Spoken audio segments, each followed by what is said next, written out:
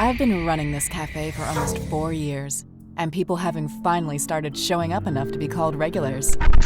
Regina comes by every morning after her run, where she orders a coffee, hot, and 2 donuts to take home to her kids. They're going to love these, I promise her. Cherry filling. Regina laughs. You're going to spoil them, Leah. I swear, they're more excited to see what donuts you've given them than they are to see me get back. To be fair, these are some pretty great donuts, I tell her, passing them over. The donuts are wrapped up in white paper and put into a bag that has my cafe name, Rosewaller, on the front. We only chat for a moment longer, and then Regina steps out of the cafe. For a moment, I'm left on my own, the only person left in the cafe. These little breaks between customers don't come often. I always try to use them as a chance to clean up the place, so I make to step around the side of the counter. But there's a sudden shift. It's like the whole world jerks just a little bit to the left. I stumble, tripping over my feet and thump my hip against the edge of the counter. A hand snaps out, steadying myself on the counter. Crap! Careful, says a familiar voice. It's Mike, one of the other regulars. He's standing just a few feet away from me, wide-eyed. His hair is longer than usual, and he's wearing a t-shirt instead of his normal button-up. When did he come into the cafe? The bell above the door didn't ring. I'm fine, I say. Must have just stepped on a wet spot. I'll clean it up in a moment. Turning back to look at Mike, I ask, You want the usual? You know it, Mike says. I go back behind the counter and start making Mike's usual. I haven't gotten very far into it when I hear Mike clearing his throat. What's up? I don't mean to be that customer, but what are you doing? Mike asks. I hold up the latte that I'm making. Your usual? My usual is a chai tea, Mike says with a laugh. You must have had a long day. I stare at him, my mouth hanging partially open. You've never ordered a chai tea from me. I mean, yeah, Mike says. That's the only thing I ever get when I come in here. Are you okay, Leah? My mouth curls into a frown. Fine. I turn and start making up a chai tea. Just more tired than I thought I was. You look it, Mike tells me. He tries to make small talk, but I can't focus. Nothing is where I thought it had been. The spoons and knives have switched spots. The paper is a pale shade of yellow, not white. And when I grab a donut out for him, it's filled with raspberry jam, not cherry. But most bizarre of all, when I grab a bag to put the donut in, it says Daisy Row on it. That's not the name of my cafe. Mike asks, Are you okay? Yeah, I look around. Now that I'm trying to pay attention, there are subtle differences in the decorations of the cafe. Flowers that are the wrong color. Tables missing the hand-picked decor that I'd put together. Just little things, but it leaves me unsettled. I hand the bag to Mike. Our fingers touch. He leans forward and drops his voice into a whisper. Don't let them know. I freeze. What? If you've realized that you don't belong here, just pretend that you do. They can't know, says Mike, his voice a whisper. Then, from behind him, Regina asks, Is something wrong with the order, Mike?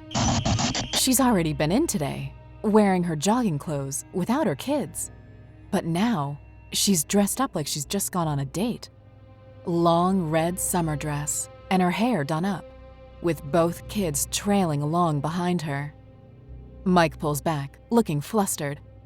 No, just almost dropped it. He turns and hurries out of the cafe. There's no bell above the door to signal when it opens or closes. Regina watches him, frowning, and then turns back to me. Get the goblin something. I can't help but feel like it's a test. There's something wrong here. And Regina, she must be at the heart of it.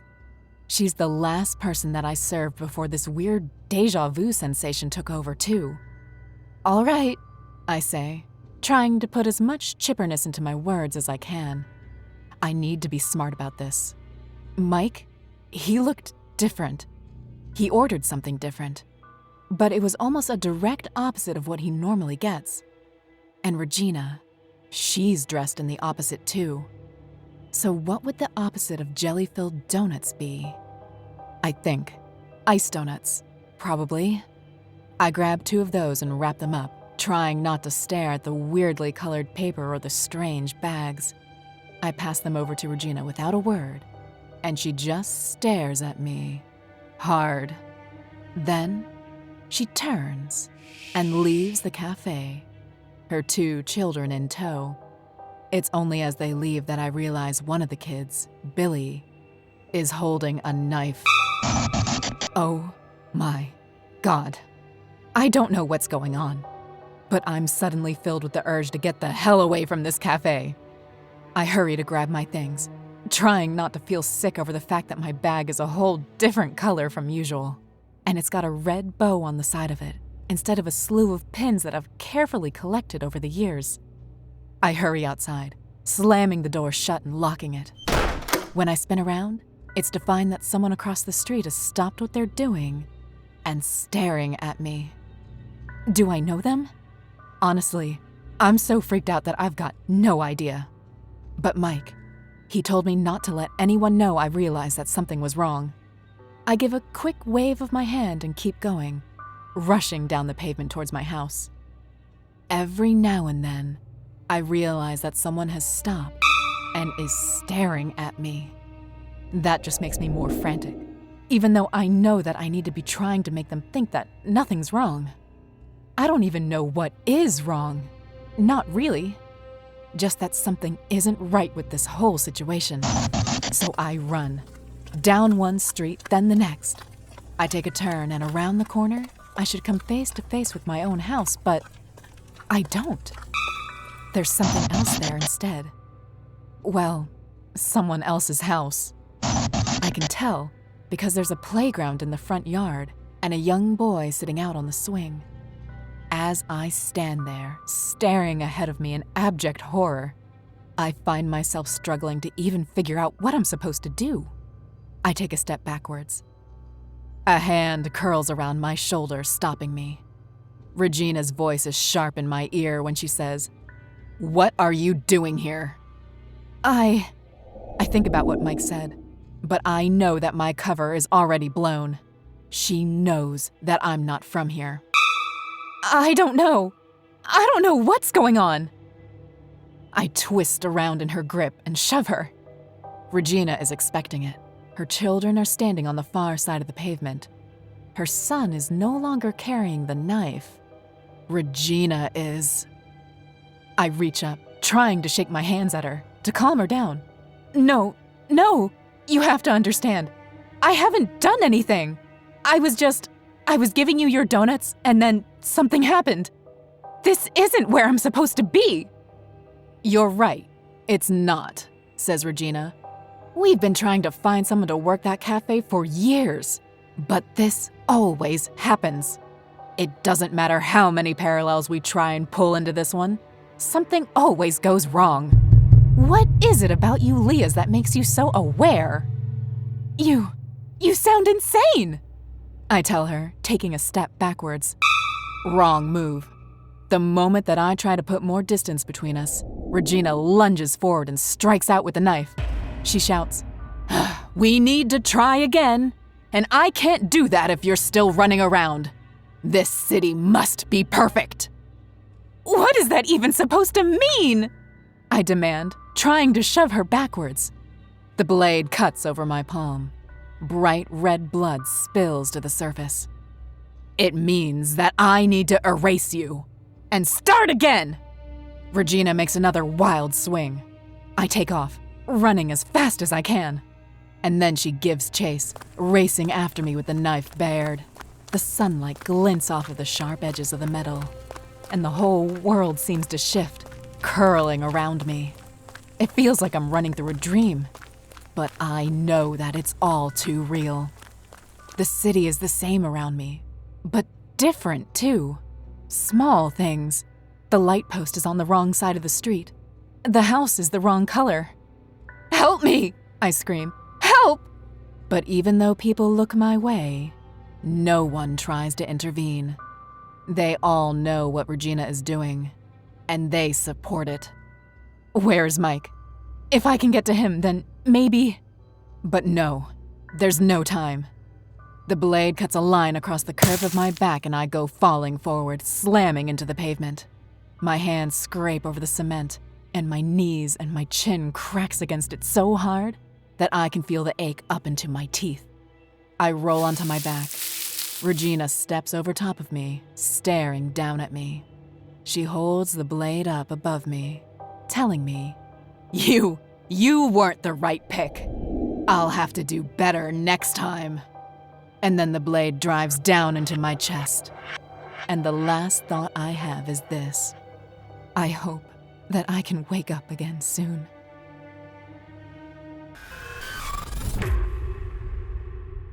My name is Angelo, and I'm 37 years old.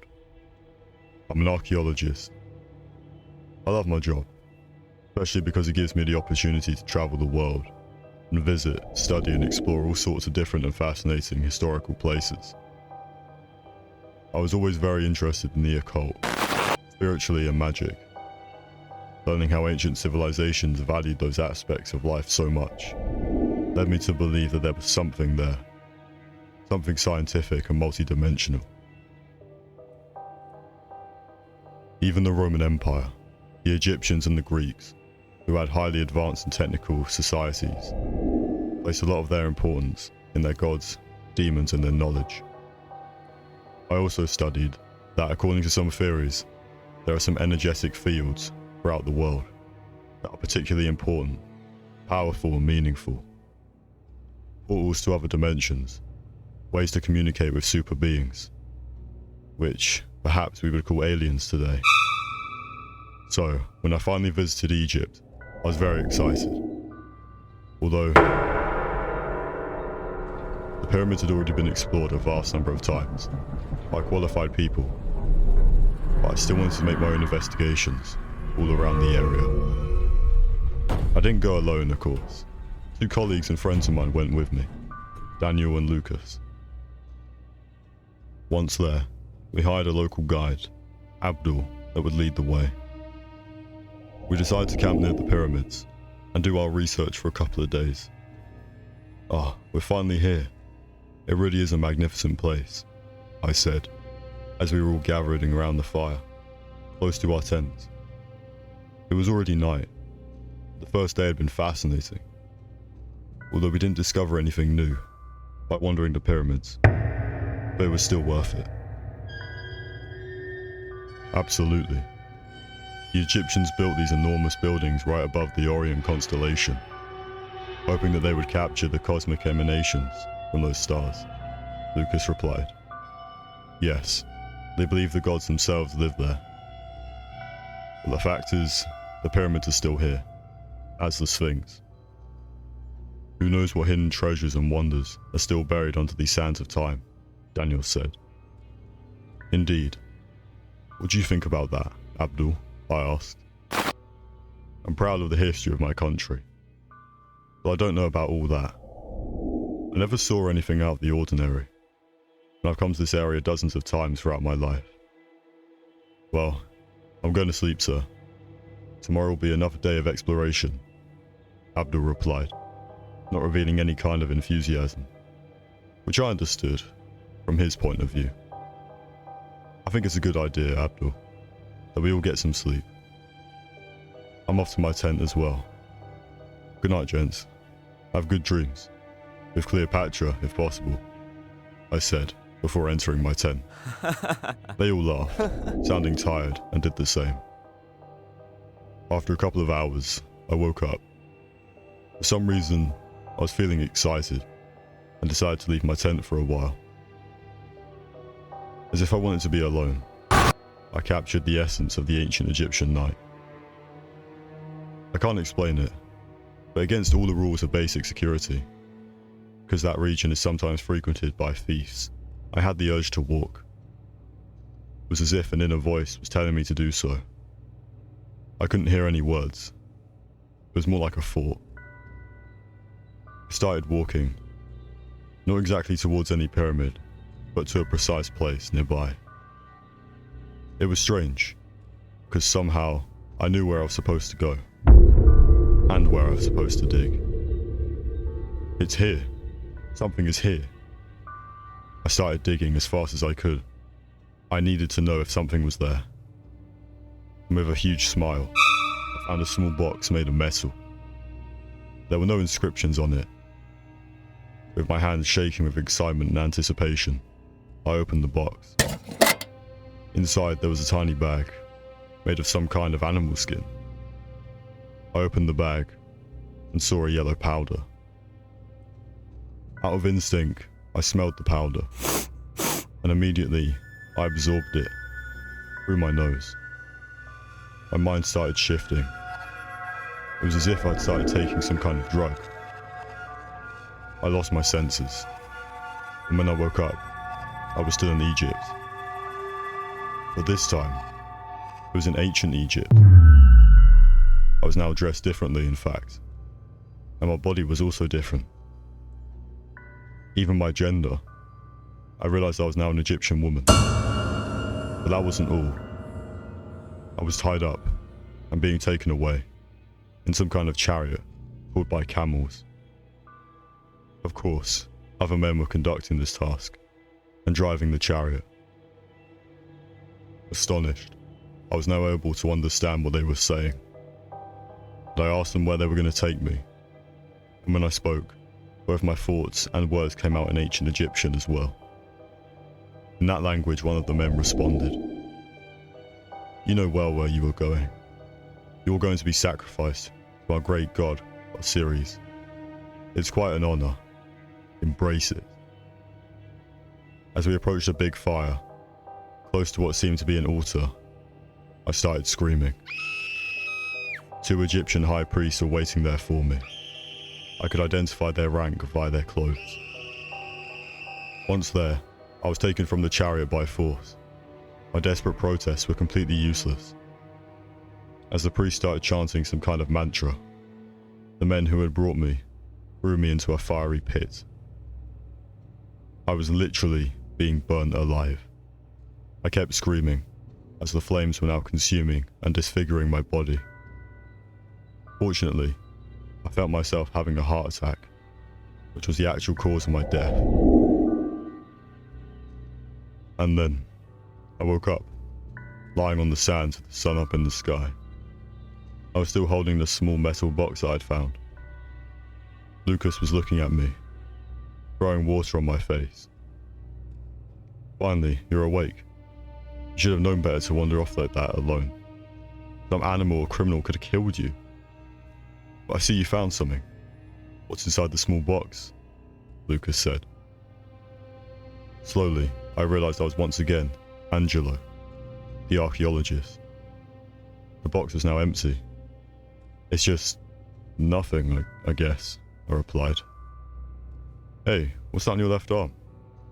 Looks like a pretty bad burn. If you caught yourself on fire. That's not just a simple sunburn. Your skin is partially disfigured," Lucas said, pointing at my arm. I don't know, Lucas. I don't know," I answered, without knowing what else to say.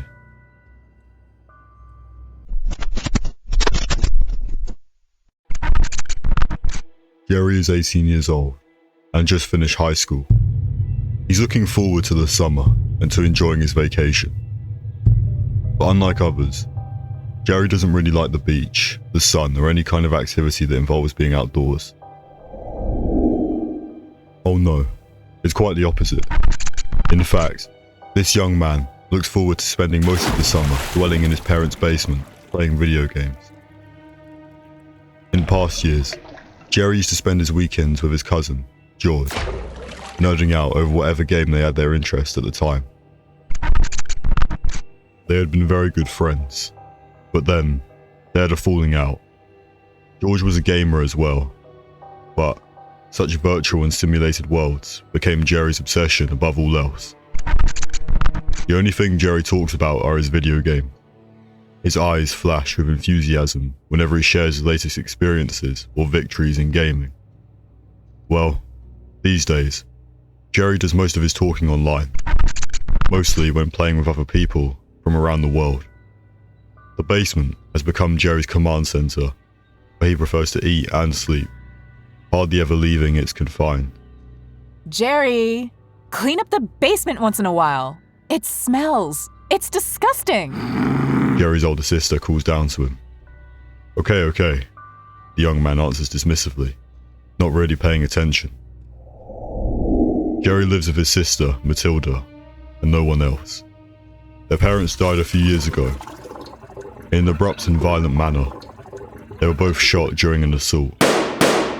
Understandably, this traumatized young Jeremy, and so the video game world proved to be a safe place for him, in which he is able to replicate all sorts of life experiences and emotions, without putting his life at risk. That's why Matilda is so understanding and puts up with his quirks. Besides, her brother is easy to deal with generally. He's polite and behaved. For sure, he wasn't the best student, but he did finish high school, and after summer vacation he promised to find a job as soon as possible. I'm still trying to find a place that'd be a good fit for me, but I promise by September I'll start working somewhere, Jerry tells his sister. Okay, September. I'll hold you to that. 'Cause I'm not gonna support you, kid, while you're burning your brain playing video games. You should get out of the house once in a while, you know? You're so pale. You look like a ghost. Matilda scolds. But soon, she regrets the mark as Jerry laughs and starts talking about his creepier games, filled with ghosts and other wicked creatures. It's now the middle of July, and Jerry is, as usual, surfing the web. And he's about to find something very interesting on the website for a brand new underground game company. They appear to have a few scattered titles to their name, and the company is so new they only offer the games on their own site. What do we have here? Some fresh blood. Let's see if they've got anything original, mutters Jerry, speaking to himself as usual, down in the musty solitude of his basement. And in fact, there is a game which seems to pique Jerry's interest. Cassandra, your virtual girlfriend. Will you take her on a date? Emblazoned on the cover is a manga-style cartoon of a young woman. I love manga. I love girls. And I love video games. I'm ordering this right now. Jerry, excited, doesn't waste any more time and buys the game. Anxiously, Jerry downloads the game and installs it onto his computer with trembling fingers. He just can't wait to meet Cassandra. The game requires Jerry to write his name, or whatever other nickname that he likes before starting. Jerry, he types, and Cassandra, the cartoon girl, is now speaking to him on the screen. Hello, Jerry. My name is Cassandra. What do you like to do? Jerry needs to type his answer on the keyboard. I like to play video games and eat pizza. Cassandra answers. Oh, that's so cool. I like that too. Will you take me on a date? Jerry is so happy. He types back, yes. Then, a new screen appears, with the background of a restaurant. Cassandra continuously asks questions, and Jerry answers. Sometimes, Jerry can ask questions too. The game's AI is very involved, because Cassandra's answers seem to make sense. Not just random yes or no, or general phrases from a lookup table. As days go by, Jerry is more and more enthralled by Cassandra. The game seems to offer endless possibilities of interaction, with different scenarios, music, and emotional responses from Cassandra. She laughs, cries, even seems to be able to empathize with however Jerry is feeling that day. One evening, Jerry is having dinner with his sister Matilda. He's so excited, gushing on and on about Cassandra. He forgets to mention that she is actually a video game character. So, Matilda asks her brother the obvious question. But How do you seem to spend so much time with this girl? You barely leave the basement. I'm actually surprised that you've allowed yourself to have dinner with me tonight here in the kitchen. Oh, Cassandra's a special kind of girl. She's in the game I ordered last week, Jerry answers, a little bit embarrassed. What? Are you serious? She's a video game character? She's real to me. It doesn't matter if she lives in the game. But sometimes, it does make me depressed, Oh boy. Matilda whispers, and her trepidation seems warranted. Months go by. Jerry refuses to get a job because he can't stand to be away from Cassandra. The young man is losing his mind. I love her. She is real. It's not her fault she lives in the computer. She speaks to me and understands me. Leave me alone, Jerry shouts when his sister tries to reason with him. But it's useless. As Jerry's sanity continues to dwindle, Matilda finds herself so uncomfortable in her own home that she winds up finding an apartment on her own. Now, living by himself, Jerry has lost the only person who could have persuaded him to do basic self-care, and his daily routine crumbles around him. Without such a good influence, Jerry doesn't leave the computer. Ever. He's become so addicted to Cassandra and the illusion of having a girlfriend. Jerry didn't sleep. He practically didn't eat. And when he did, it was always junk food and soda. And of course, he never participated in any kind of exercise. Even the body of a young man does have its limits. Jerry collapsed and died. His body was found in the basement by his sister. But right next to the computer was Cassandra, still smiling. Jerry, Jerry, come take me on a date, Jerry.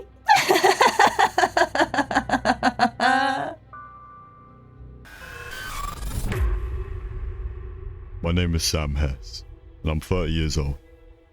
Since I was a child, I was always a bit of a loner, immersed in my own world, which I populated with creativity, including imaginary friends.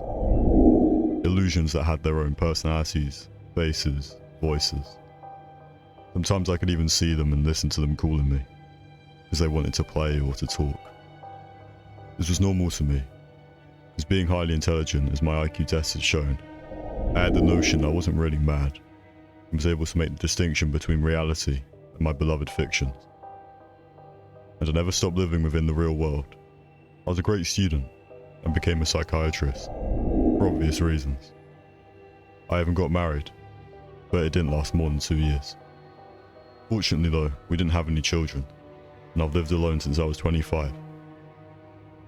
Having my own private practice as a psychiatrist, my job consists of receiving people in my office, and listening to their problems, and to help them to improve their mental health. Sometimes therapy is enough, even if it takes a lot of sessions, but in some cases, I also prescribe medication, although it's something that I prefer to avoid. One day though, I experienced an episode which made me go back to my younger days, when my imagination called the shots. But this time, I can say it was a more advanced level, so to speak. I was listening to one of my patients. He was sitting on the couch in front of me as I was speaking to him and taking notes, doing what I do best. To dwell into the person's subconscious and find a way to heal him or her from their inner fears, insecurities and barriers. But all of a sudden, my office started to change. Within a few seconds, I was now surrounded by a forest. My patient was a different person, who was sitting on a rock instead of the couch. This was a shock, of course, but at the same time, I knew about the capabilities of my own mind. I had no idea that they could reveal themselves like that, without my will. And this was such a realistic experience. Everything around me seemed as material as the normal world, outside my brain. The person in front of me was now an old man, dressed in white. White was also his long beard and long hair. He seemed like an old druid. He was speaking to me. Time and space are nothing but illusions and fabrications of the universe. A superior, yet manipulative intelligence. Some of us have the ability to see and hear beyond that, hence to decide what scenario suits us better. It's like choosing which words you want to speak, the old man said. Then, what is real? Are you real? Is this forest real? I asked. In this particular moment I am, at least to you. Everything is subjective, he replied. What about me? Do I even exist on my own? I insisted on my questions. Does it matter? Does it make any difference? If you're just a product of that superior intelligence, he answered. Then, everything vanished, and was replaced by a black screen or void. I was now, once again in my office, being awoken by my patient. Dr. Hess, are you okay? 1 second you were looking at me, and then you simply passed out. Just like that, you told me. Oh, I'm sorry. Must be tired. I apologize, I replied, feeling embarrassed. I hope I wasn't being boring, the man said. I was unable to tell if he was just kidding.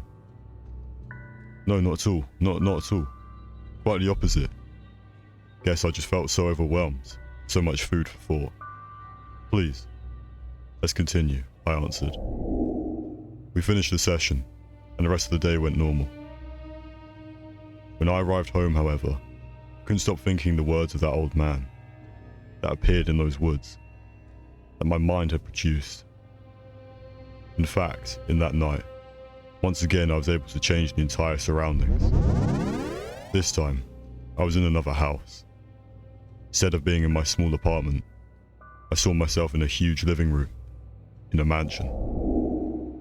There was a piano among the furniture. I was never able to play the piano, but I sat by it and started to play the keys. I was both fascinated and surprised by noticing that my hands were playing complex and beautiful melodies that I couldn't even identify. After a while, I got up from the piano seat. I decided to make a test. I was now searching for the kitchen. I assumed the house had one, even if it was just my mind producing it. And I was right. After walking through the long corridor and checking out a few rooms, I eventually found the kitchen. There, it wasn't hard for me to discover some knives. I picked up one, and I made a deep cut into my left leg. It was painful, and I was bleeding. Not too much, but enough to serve its purpose. Again, as earlier before, in my office I was blacked out. When I woke up, I'd returned to my small apartment, and I was lying in bed. But my left leg still had the wound from the cut, and even the sheets from my bed were stained with blood. The test was useful. I now know that all these different dimensions are real. I just have no idea which ones are produced by my own mind, and those that are not. I keep thinking about the old man's words. Honestly, I don't know if I'm even real. At least as an independent and autonomous being. But as time goes by, I think I don't really care anymore. The locals knew better than to go near the old bridge after dark. Legend had it that the spirits of those who passed filled its cloudy depths, forever searching for an escape. On nights like these, a heavy fog descended on the area, and distant moans echoed through the woods around the bridge. The problem was that on this night, there was a car passing through this small town, unaware about the legend of this bridge. And tonight, unfortunately, they would discover this bridge's dark secrets. "Come on, Joey," shouted Trina. "What are you doing?" Joey was behind the wheel. He had started to slow down. "What do you think I'm doing? I can't hardly see out there." "Maybe we should park?" suggested Billy. His girlfriend Heather leaned up against his side. "I think that Billy might be right. This bridge is pretty long, right? I don't want to drive off the edge of it." We can't just stop, said Joey. Otherwise, we're gonna get hit. There's no way that any other cars are gonna be able to see the headlights. Trina said, That's all the more reason to go faster. We'll get to the other side quicker. New rule. Joey held up one hand. No backseat drivers. If you want to be a backseat driver, then the next time we decide to take a trip, you have to do all the actual driving. Almost instantly, his friends fell silent. The four people had known each other for years and were heading further east to the coast so they could spend some time on the beaches before their next semester of college started up. Joey was the one that had been elected the driver, mostly because it was his car, and the others were all pitching in for gas. Trina was his girlfriend. She crossed her arms over her chest and said, I knew that we should have stuck to the main roads. Taking these back roads never gets us anywhere but lost. They didn't say anything after that, the whole car falling silent in order to give Joey a chance to concentrate. It truly was a foggy night out. Thick plumes of silver and gray drifted over the bridge, blocking off the sight of the bridge itself. The front hood of the car was partially obscured too. Joey slowed down. He started to get nervous. They drove on and on and on. Trina leaned over, putting a hand on the top of his thigh. What's wrong? We're almost out of gas, said Joey. Billy snorted. That's impossible. We filled up the tank before we left that weird little town. Yeah, well, we're almost out, said Joey. Trina asked, Is the bridge that long? There's no way it's that long, said Heather. Even the Golden Gate Bridge doesn't take a full tank of gas to cross. This is weird. Something's not right. The car gave a terrible sort of chugging sound. It lurched forward, the engine sputtering as it stopped getting enough gasoline to move. The car crept to a stop. Joey left both hands on the steering wheel and stared straight ahead. I don't like this. I don't either, said Trina. But I'm not going to spend all night in the car. I'm getting out. She grabbed her purse and went to get out. Before she could, Joey grabbed her hand. He said, That might not be a good idea. Remember, we were talking about how no one could see the car in this fog? They sure aren't going to be able to see you. Trina frowned. Okay, what part of I'm not going to spend the night in the car didn't you understand? Billy said, I guess that we haven't seen any other cars going in either direction. Right, said Trina. She pushed open her door and stepped out. Fog spilled into the car. For some reason, the sight of the fog in the car was enough to send the other three hurrying out. It was unnerving, being surrounded by all of this billowing gray. Joey pulled his phone out to try and turn on the flashlight, but it wouldn't turn on. The phone was just a solid black screen. My phone's dead. The others checked their phones as well, but each one had met the same fate. Even Trina, who had been charging her phone in the car, found that she didn't have enough battery to turn the phone back on. Joey, said Trina, what's going on? I don't know. Joey walked over to the edge of the bridge, putting his hands against it. The fog's so thick. I can't see anything that we could use as a landmarker. I mean, the car is a pretty good landmarker, said Billy. Also, what do we need a landmarker for? We've got a straight path that way. Anyone know what time it is? Heather questioned. Not with the phone's dead, said Billy. Joey ducked back into the car. Let me check the clock. He tried to turn it on, but the battery just clicked a few times and stayed off. Okay, I guess the battery is dead now too, Billy said. We know that none of this is normal, right? Trina challenged. So what is it then, huh? If it's not normal? It's just, we've got a leak or something and we killed the battery. Billy shook his phone at her. And this? You watch too many cat videos, said Trina, spinning on one foot and storming away from the car, down the length of the fog-covered bridge. Joey almost tripped trying to get out of the car and go after her. Hey, don't just go off on your own, Trina. I'm coming. He had to jog to catch up to her. Trina asked, Why is everyone acting like this? It's a straight path. You get on the bridge at one end of the line, and you get off the bridge at the other end of the line. It's not like you can get lost while you're on this thing. Right. Joey walked at her side for a few moments. Then he asked, "Then why do I feel like we're lost?" I just want to get off this thing. We'll find someone on the other side and call for a tow. And you're going to put out extra for a really nice hotel room for me. You hear me? A really nice one," Trina said. And they kept walking.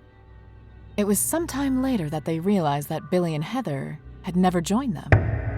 And sometime after that when Trina announced, "I'm exhausted.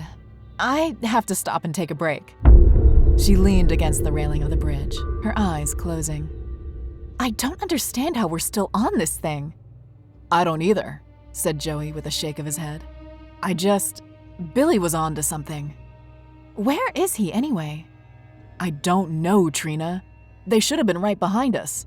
It's this fog. It's playing tricks on our minds or something. We just need to keep going," Joey insisted. At times, it looked as though there were lights glinting in the fog. These bright sparks of color that would burst into being like eyes blinking in the distance. It sent a shiver down Joey's spine whenever he noticed them. He hoped that they would be able to make it off this bridge soon. The thought of being stuck out here for too much longer was enough to make his chest start to ache. If Trina noticed the lights, she hadn't said anything about them. She wasn't saying much of anything at the moment. He only let Trina sit for a moment before ushering her off and leading her along the path again. The fog continued to cling to them, making the air feel much more colder than it should have. There's a shape in the distance. "That's a car!" Trina shouted. "We found someone!" The two take off running. But it's their own car. The realization brings them to an abrupt stop. Joey said, "We must have turned around at some point. After that break we took?" "There's no way that we got turned around," said Trina. She stepped towards the car. "But look, Heather and Billy are there." They were visible through the back window of the car. Joey and Trina moved forward. Joey slapped a hand against the back of the trunk and then ripped open the back door. "There you guys are. Have you just been sitting here this whole—" He cut off in a scream and fell backwards. Trina asked, "What's wrong?" But the answer was obvious. Billy and Heather were in the back seat of the car, dead. They were sitting next to each other, leaning against each other. Their faces gaunt and their skin paper. It looked like they had starved to death, even though it could only have been hours since they started walking. Tina began to cry. "What happened to them?" Joey grabbed onto her, pulling her into a tight hug. He held on, as though there was nothing else he could do. I don't know, but we can't stay here." He let go of her and climbed onto the hood of the car, then up onto the roof of the car. He looked around, but the fog and the dark of the night made it impossible to see anything in either direction. But still, it was just a bridge, right? Trina, what she said earlier, that had to be correct. There was only one way on and one way off. He got back down off the car and took hold of Trina's hand, tangling their fingers together so that they didn't get separated. "Come on," said Joey. "We just need to keep going in the same direction. No more stopping either. We walk until we find the end of the path." Trina looked horrified at the thought of leaving their friends dead in the back of the car. But she couldn't not listen to her boyfriend. Clutching at each other, the two went forward, into the fog once more, struggling to find their way to the end of the bridge. But they never would. For when the fog was thickest and the night was longest, the bridge to nowhere claimed victims, pulling more souls into the darkness of the world around them. More lights to fill up the foggy nights. More power to keep the darkness trapped within the stone arch fed. The car was found 3 days later on the far end of the bridge, completely empty. Search parties went out by the big city folk, but those who lived near the bridge knew that there was no point in looking for the 4 youngsters. Once the bridge took someone, there was no getting them back. My name is Conrad, and I'm 30 years old. I work as a computer engineer, and recently I moved to a new house that I bought. I'm making a good living, and this was a gift to myself. It also was meant to be a symbol of turning a new page. At this age, still being a young adult, but at the same time, not so close to my early 20s anymore, I wanted to build a steady and happy life. Fortunately, fate was by my side. On one occasion, I was visiting a bookstore. I needed help in finding a specific title. I asked a young woman who was not only working there, but also the bookstore's owner. We ended up engaging in an interesting and pleasant conversation about the author, Carl Jung. And as I bought the book I was looking for, I couldn't resist inviting the pleasant and beautiful bookworm named Louise to go out with me.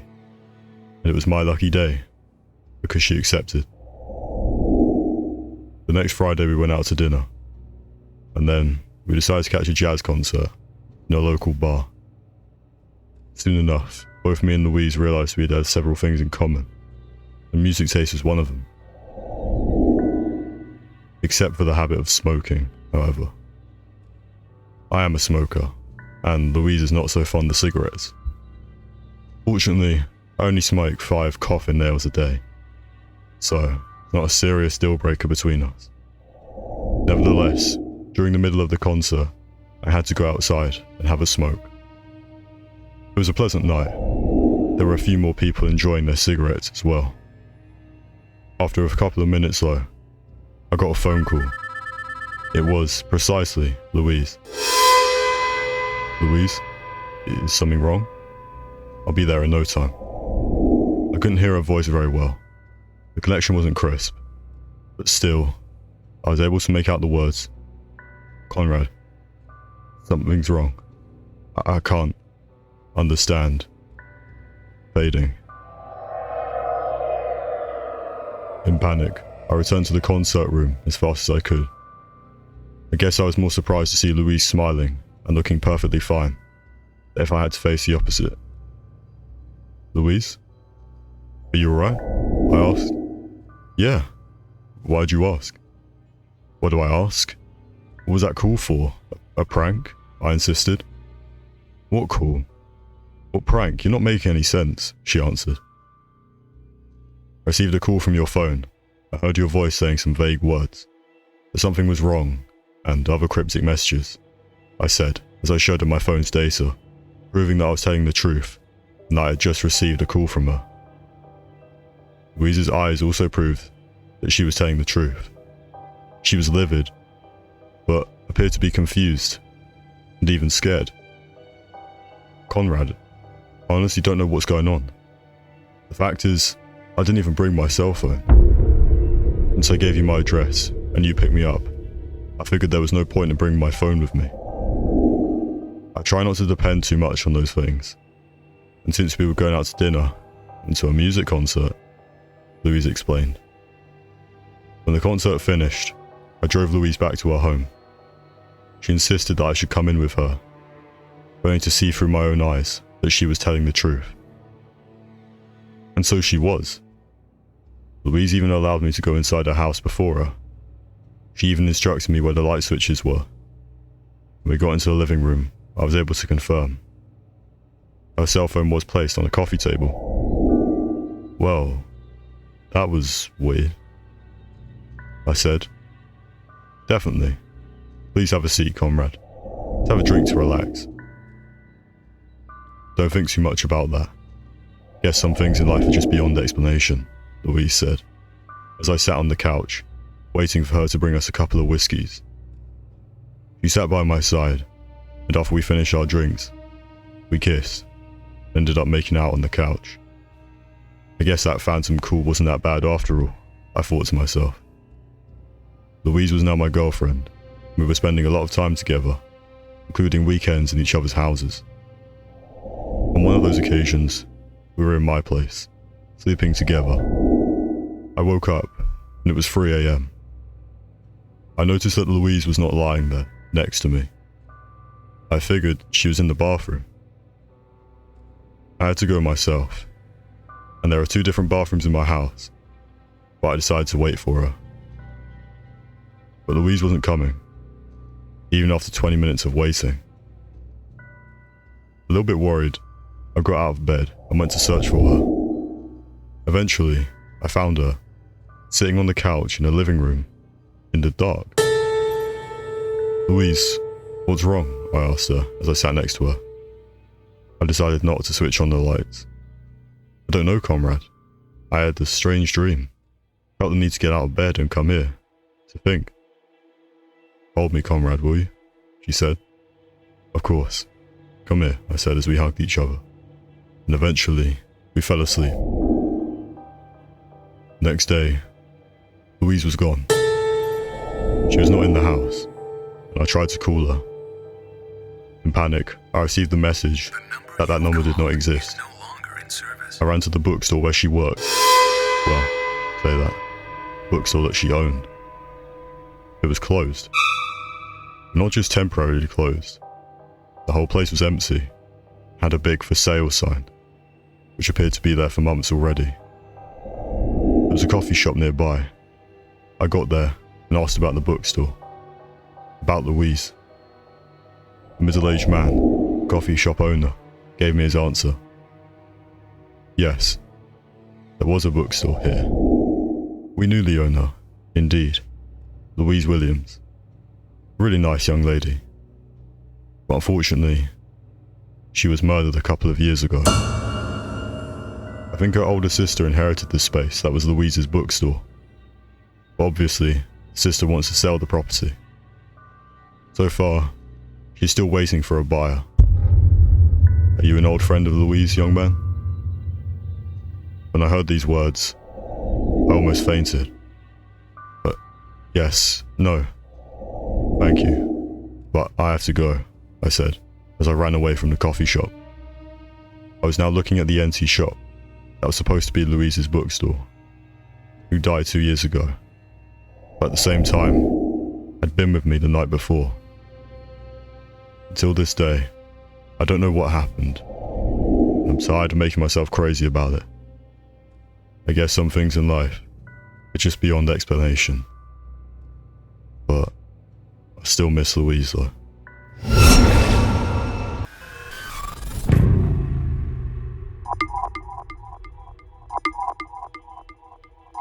Stephen is 21 years old.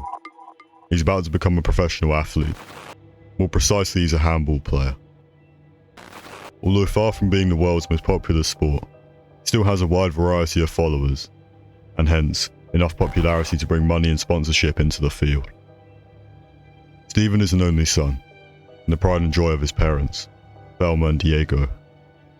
He was always very popular while growing up, with enough friends to make up the fact he didn't have a brother or a sister to play with, or to talk to. Stephen has the same girlfriend since he was 14 years old, Elizabeth. It seems inevitable that these two are meant to be together. Nevertheless, it's still soon enough for them to think about living together, much less considering the responsibility of marriage. But now, life is taking its normal and healthy course, and Stephen loves it. Although, sometimes the unexpected happens, and the unexpected is not always good. One day, Stephen was playing with his team, an important match for the championship. Everything was going fine. Stephen, as usual, was displaying a great performance. He had scored a several number of goals already. But suddenly, Stephen's mind was completely lost to the surroundings. He didn't exactly lose consciousness, but instead of seeing or hearing what was happening, he started seeing numbers on a black screen, as if a computer was in front of him. Everything that he could see was that. It seemed to Stephen that he was inside a giant room, in which there was nothing else than the gigantic computer screen. But Stephen also lost sense of his body. Or, more specifically, he didn't have a body anymore. He started panicking, but only his mind. Having no body, he couldn't scream or run. It became only a thought process. Stephen also lost sense of time, but eventually, the black screen started fading away and disappearing slowly. At the same time, Stephen was now regaining his body, so to speak. When everything came back to normal, or at least to the normal world, Stephen realised that he was lying in a hospital bed. "What happened?" Stephen said. Immediately his parents got up from the chairs close to Stephen's bed. "Stephen, thank goodness you're awake. We were so worried," Velma said, approaching her son and kissing him on the forehead. "You just collapsed on the field, son. Fortunately, you've no physical injuries, but the doctor's going to make some tests, see what's wrong with your brain. Hopefully, it was just an isolated episode, but it's better safe than sorry," Stephen's father answered. "It was strange, because I never actually lost consciousness," Stephen said. "What do you mean? Of course you did. You fell on the ground. Your eyes were closed, you were not moving, and you weren't responding. That's not losing your senses. I don't know what is," Stephen's mother replied. "That's what happened from your perspective then. But I just kept seeing numbers all around me, as if everything was nothing more than an enormous and an overwhelming computer screen. And my body was gone, as if I became a ghost or something like that. Well, you know now that was probably a dream, while you were passed out. That's the least of our concerns. Oh, here's the doctor," Stephen's father said, as his son was taken to be submitted to a CT scan. A few days later, Stephen was allowed to return home. Eventually, the CT scan revealed that there was nothing wrong with Stephen's brain, which was a relief to everyone. After a month, Stephen didn't even think about that incident anymore. His life was back on track. Both his mind and body seemed to be doing great. But this wasn't to last. A second episode took place. This time, Stephen was making out with his girlfriend, and she simply started to defragment. This she was made out of pixels. In fact, once again, aggressively, everything around Stephen was about to experience the same bizarre alteration. What is this now? Again? Stephen shouted, just before his own body vanished into a number of particles. And also again, around Stephen, that same gigantic, omnipresent black screen became a reality. The numbers flowing all around the young man. Words and phrases were also appearing, very technical and almost of an abstract nature. Stephen simply waited for the episode to go away, as he did before, thinking to himself, "I need to go to another hospital and find a new doctor." Obviously, a second opinion is mandatory.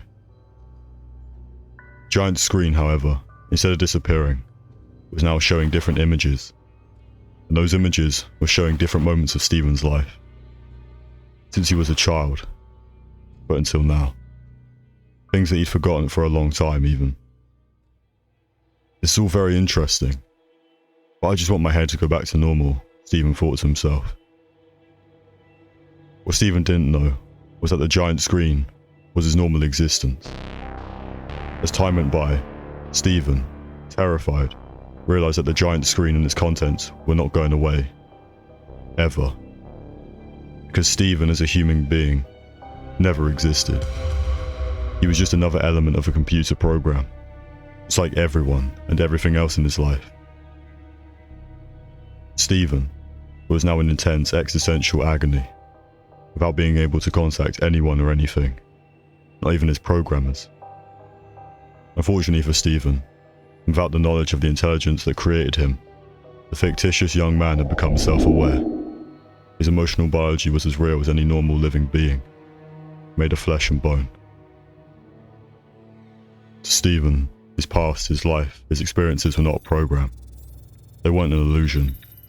To him they had meaning. It doesn't matter anymore. Until the program is terminated, Stephen is doomed to remain there, trapped in pain. Mr. Jones is 70 years old, and he lives on a farm with his wife, Denise, who is 64. They've lived together on that farm for decades, where their children grew up as well. For good and bad, the children were able to study, and all three of them decided to leave the area, and pursue their sophisticated academic careers in big cities, New York, Los Angeles, and even London. Now and then, Alan, Christian, and Meadow, the sons and daughters of the Jones couple, come to visit their old parents on the farm. And this pleases Mr. Jones and his wife a lot. But they don't come more than 3 times a year. So far, they have no grandchildren. Mr. Jones and Denise also visited their successful and now grown-up offspring in their sophisticated and modern apartments and cities. But they don't really like that world. Not even the food in those expensive restaurants. But that's just how life takes its course, Mr. Jones always says to his wife, especially during those long but peaceful winters when they're both sitting by the fire in their cozy living room. After enjoying a nice dinner, mostly made using ingredients and products from their own farm, vegetables, fruits, bread, even the chicken. Though they no longer have big animals like pigs or cows, but at their age, it's good to stay away from red meat anyway. Of course, Mr. Jones and Denise are not antisocial. Once in a while they go out in their truck and visit the village nearby. They also sell some of their products at a local fair, and buy others in the different markets, of course. On one occasion, Mr. Jones fell asleep reading his Bible. His wife, Denise, was already in bed. They also have a cat, Francis, who's 7 years old. Mr. Jones woke up because someone was whispering something into his ear. Jones, it's time. It's time. You have to do it. Sooner or later. When Mr. Jones opened his eyes, he saw his cat, Francis, with a big and wicked smile staring at him. At least, the old man thought he saw a smile. Cats aren't supposed to smile, right? What kind of dream was that? Francis, what are you looking at? Quit staring at me, Mr. Jones said. And as he said it, in a glimpse, Francis simply disappeared. Mr. Jones was now listening to Francis making noises inside the bedroom, where Denise was sleeping, and where Mr. Jones was supposed to join her, of course. How the hell did that happen? That's one fast cat. Or maybe my mind is becoming too slow. Oh, never mind. Time to go to bed. But tonight, that cat is not sleeping with us, the old man said to himself, as he slowly got up from the comfortable couch and dragged himself to bed, step by step, almost sleepwalking. Mr. Jones picked up Francis the cat, who was already on top of the bed next to Denise. Off you go, Francis. I'll see you tomorrow morning. There's lots of space on the couch. Good night, Mr. Jones said to Francis as he put him outside the bedroom and closed and locked the door. Mr. Jones went to sleep, but in spite of the fact that he was very tired, he was having restless dreams, including bizarre nightmares. Jones even watched his wife Denise being butchered as she was screaming for her life, right in front of him. The old man could even feel and taste the woman's blood. Obviously, this nightmare awoke Mr. Jones late in the middle of the night, soaked in sweat. Terrified, but at the same time relieved that none of it had been real. Turning his head to Denise, Mr. Jones smiled when he saw and heard his beloved wife Denise sleeping gently next to him. Someone else was next to Mr. Jones. It was Francis, the cat on the floor, by the sides of the bed of Mr. Jones. How the hell did you get in here? Jones said in disbelief. The old man got up and walked towards the bedroom door. It was still closed and locked from the inside, and the window was also closed. What kind of witchcraft is this? Mr. Jones was now panicked, as all the superstitions and stories of black magic that he heard since he was a child, many of them including cats, were now coming to haunt his mind. Eventually, Denise woke up, due to her husband screaming and shouting. Dear, what's the matter? Why are you screaming? You have a nightmare? Come back to bed, you're safe now, she said. I did have a nightmare, Denise. That's not the problem. There's something wrong with this house. I locked that cat outside our bedroom, and he managed to get inside again. This cat is evil, I'm telling you. I know we've had him for 7 years now, and I realised that. But he has to go. I know you love him, Denise, but Francis has to go, Mr. Jones said, as he kept gazing at the cat, still on the floor looking at the old man. But, honey, what are you talking about?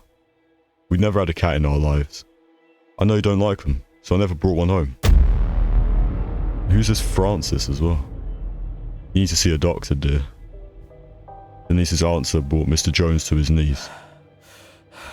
He could understand having visions and hearing things that weren't there for one night, but he had clear memories of Francis the cat for the past 7 years. Confused, madness was now taking over Mr. Jones. He was now listening to that same voice again. Jones, it's time. It's time. You have to do it, sooner or later. If you don't do it tonight, I will never leave you alone. Ever. Jones was now seeing Francis the cat everywhere, in his head and in the house. Screaming, Mr. Jones had a primal instinct. He went to get something. Meanwhile, Denise kept calling him back to the bedroom. Mr. Jones did not return to the bedroom. This time he bore an axe.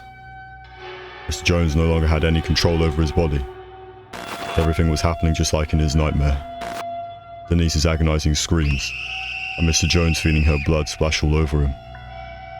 Mr. Jones was eventually arrested and institutionalized in the prison psychiatric facility. Forever.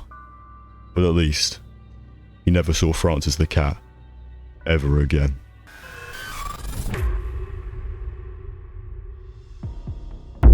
It had probably been happening long before I noticed, but seeing it was still no conviction for believing it.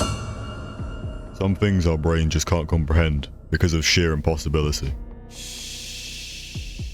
The city is often crowded, with traffic around 7 AM, and I leave my beachside apartment and drive the 30 minutes I need to get to work. First thing I noticed was a big billboard that often stood tall and proud above the 4-lane overpass, about halfway to the office. But nobody noticed. I mean, it wasn't there. If you were used to seeing a billboard only for it to disappear, you'd be caught back, right? So was I. But again, it's a billboard. With enough money, a team can be assembled to uproot the whole thing in one night. The ground didn't appear disturbed, and since that threatened to dissolve the weak walls in my mind had put up, I ignored it. 5 minutes before I get to work, there's a coffee shop called Moonbeams, where I often stop to fill my flask and get a few pastries to tide me over during the day. Moonbeam had a few other locations and was quite popular locally. But when I drove into the lot, it wasn't the familiar moon logo that sat atop the roof of the small building. It was a bright sun. The name below had changed from Moonbeams to Sunbeams. Now this got my attention. It was very easy to explain the billboard being gone in one night, but the whole branding of a company in one day? I drove towards the drive-in checkout, a favourite among car users like me, although most of the customers prefer to grab at the counter inside. "Hi, how can I help you?" the cheery young woman on the other side asked. I could barely see them, but the speaker jutted out towards the car, carrying their voice to me and mine to them. "Hello, I'd like a... Mr. Ryan? Why didn't you say so? Your usual coming up. Drive on to pick up." "Oh, okay," I frowned. I didn't recognize the girl, but somehow she knew me. I pulled into the pickup spot, and there she was, waiting with the familiar yet strange paperback of Sunbeams. "There you go," she cheered, as I placed the bag in my passenger seat. "Have a great day, sir." "Wait," I called out, and she paused. "What happened to the old name?" She blinked at me, her uniform an oversized yellow and white polo shirt, paired with dark jeans. "What?" Her brows furrowed. "What name?" "The name of this place. When did it change to Sunbeams?" She narrowed her eyes at me before a slow smile moved across her face. "Are you pulling a joke on me, Mr. Ryan?" I shook my head. trying to get her to calm down, but she just kept laughing. Was this coffee chain ever called anything else? I was finally chanced to ask after her laughter subsided. She shrugged. I mean, they considered calling it Moonbeams a few years ago when it first opened, but nothing came of it. There's been Sunbeams since forever. She narrowed her eyes. You okay? I cleared my throat and forced a smile as cars behind me started to honk and drive away. Hours later, I was in another car driven by my good friend and boss, deep in thought, even as the sun's light began to wane. A sharp rap on my wrist drew me out of my melancholy, and I looked into the face of my companion, Harry Cofield. He looked towards the road and addressed me. Will you be able to make it to the reunion tomorrow? He'd somehow roped me into helping set up his grandfather's ranch for a reunion tomorrow. We were currently driving down a nearly deserted road on our way back to the city. Longer route, but the barely used roads allowed him to speed. I nodded and paid attention to our surroundings. Sure, I promised, didn't I? He hoped a few strangers present would keep the family drama down. He didn't say anything, but then, you okay? You've been off your game all day. I looked out my window. Either I was going crazy, and all this was in my head, or the world was going crazy, and I just happened to be the one that could perceive it. Either possibility terrified me, but maybe telling someone else would help put things into perspective. I turned to him. You're gonna think I'm crazy. He snorted. You are crazy. It remains to be seen how much. He threw me a look. Lay it on me. I drew a deep breath. Have you ever had a situation where something you were very sure of turned out to be different than you remembered? His brows furrowed. You talking about amnesia? Like you forgot? No. Like a glitch. I looked at him. Not really, was his brief reply, and I sighed. I was about to say something when we spied a bright light shining through the trees to the right. He slowed as we got closer. It was a small diner. My frown deepened. What was such a small diner doing here in the middle of nowhere? It was one of those old silver structures, and there were lights everywhere. I'd driven down this path at least a few times this month. I'd never seen it. When did this get here? I don't know. It's probably here earlier. But since we passed in the day, we didn't notice? I really doubted that explanation. We should keep going. It's getting late, I said to him. He was watching the structure with wide eyes. Are you hungry? We should grab something. Dude, we ate loads at your Gramps' house. What are you even talking? But Harry had already left the vehicle and was heading towards the clearing. My gut wrenched so hard I gasped. My instincts told me to get out of this place, and get out now. Harry.